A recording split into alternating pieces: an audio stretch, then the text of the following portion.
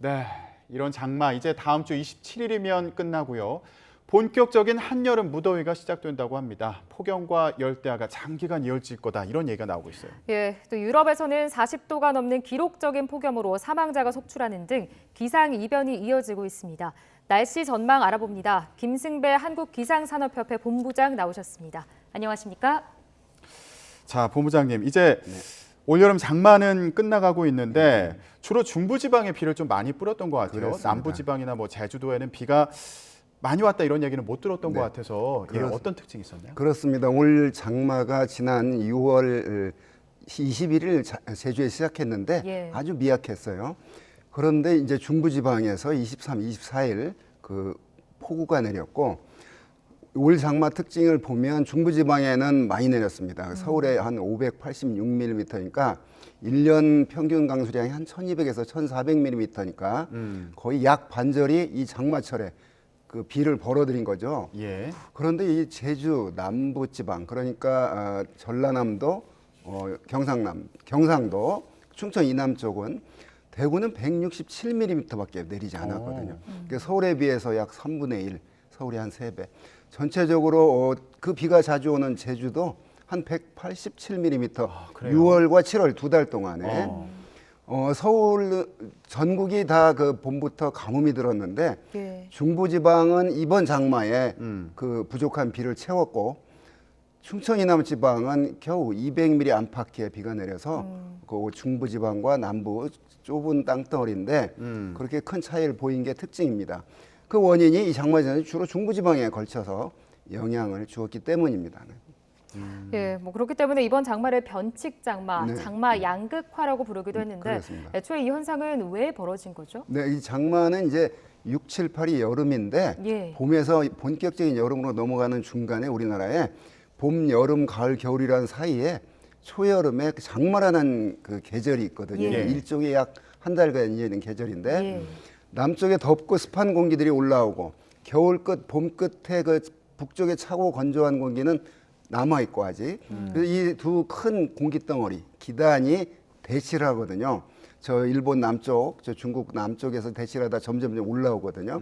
그게 체계적으로 제주 비 오고 남부 비 오고 중부 비 오고 또 북한도까지 올라갔다가 내려가고 이런 어떤 그게 어떤 정기적인 그 전형적인 예. 장마인데 올해는 제주도에 좀 나타나는 게 한 첫날 영향 주더니 동쪽으로 일본 동쪽으로 빠져버리고 그게 이제 북태평양 고기압 세력이 과의 관계거든요. 예. 중국 쪽에 생기면서 계속 그 중부 주로 지나면서 영향을 줬고 오늘과 내일 마지막 장맛비가 내릴 것 같아요. 예. 뭐 27일은 그 기상학적으로 아마 이게 이제 장마 끝일 것이다 이렇게 전망을 하는 거고 우리가 느끼는 장맛비는 아마 내일 오늘 밤 이제 오후에 시작해서 내일 내리는데 그런데 이 문제는 이번 장마 오늘 마지막 장마에 좀 남부 비가 제법 많이 와야 되는데 그렇게 많이 올 것 같지는 않습니다. 그래서 장마가 이 장마 기간 중에 남부는 비다운 비는 내리지 않았고 그러면 이제 어떤 게 이제 비를 내리게 하냐? 장마가 끝나면 비가 절대 끝나는 건 아니거든요.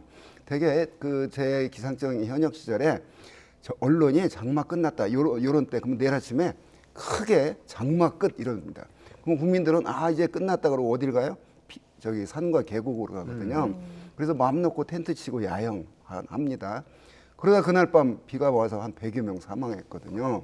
이제 이렇기 때문에 장마 끝은 장마라고 하는 그런 원인을 받는 그 비가 끝난 거고 비가 장마 끝나고 더 많이 올 수 있거든요. 어떤 비가 대기 불안정에 의한 국지적인 비.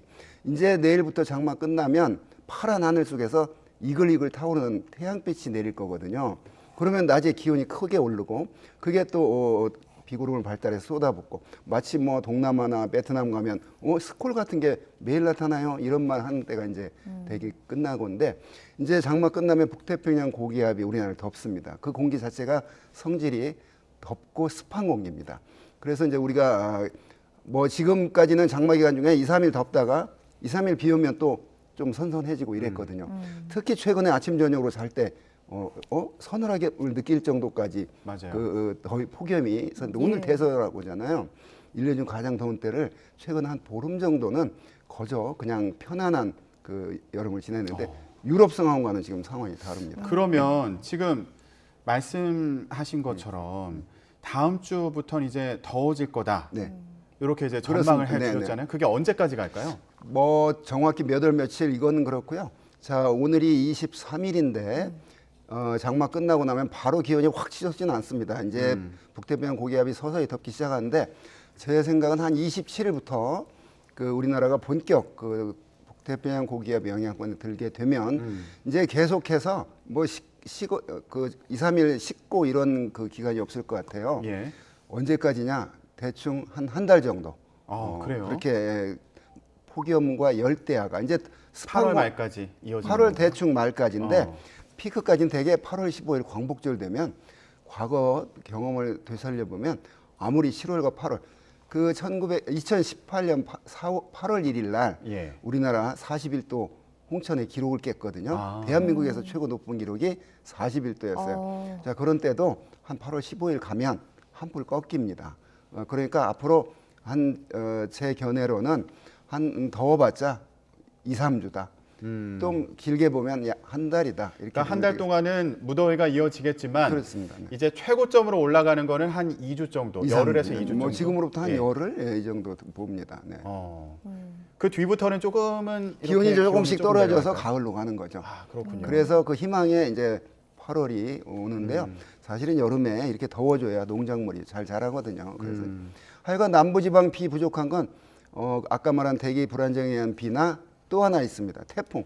근데 지금 태풍이 바로 생겨서 오는 건 아니거든요. 아, 그렇죠. 태풍이 이제 비를 가져다 주는 그런 그 뭐 옛날에 가물 때 효자 태풍, 태풍이 피해를 주는 건데요. 네. 그런 태풍 때 이제 비가 좀 채워지기를 바랍니다. 네. 네, 그런데 뭐 이번 장마가 더위를 식혀주지 못해서 유독 일찍 찾아온 폭염 때문에 네. 온열 질환자도 많이 발생하지 그렇습니다. 않았습니까?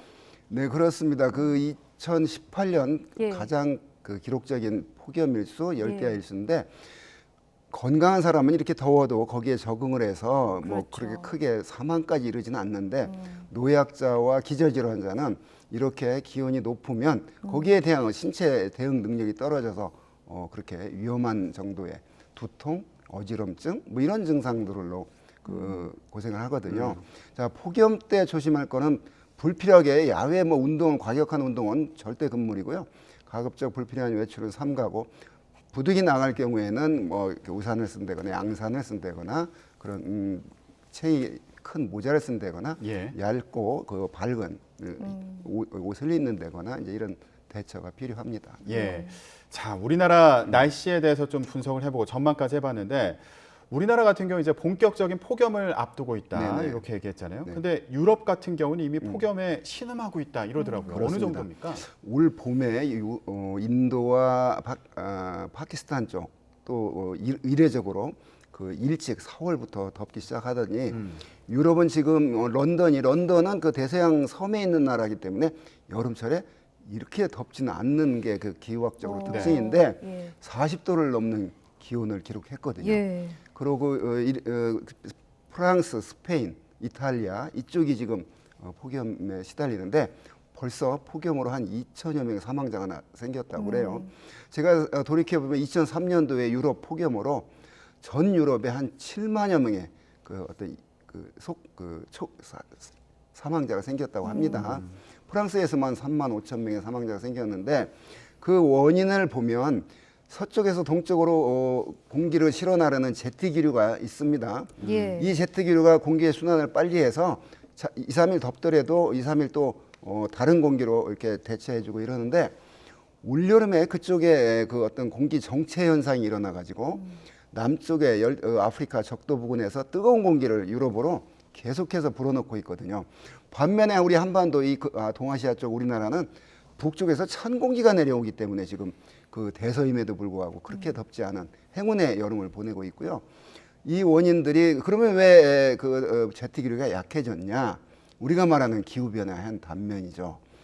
북극도 추운 북극도 여름이 되면 눈이 녹습니다. 그 얼음 면적이 이제 작아졌다. 완전히 녹지는 않고요.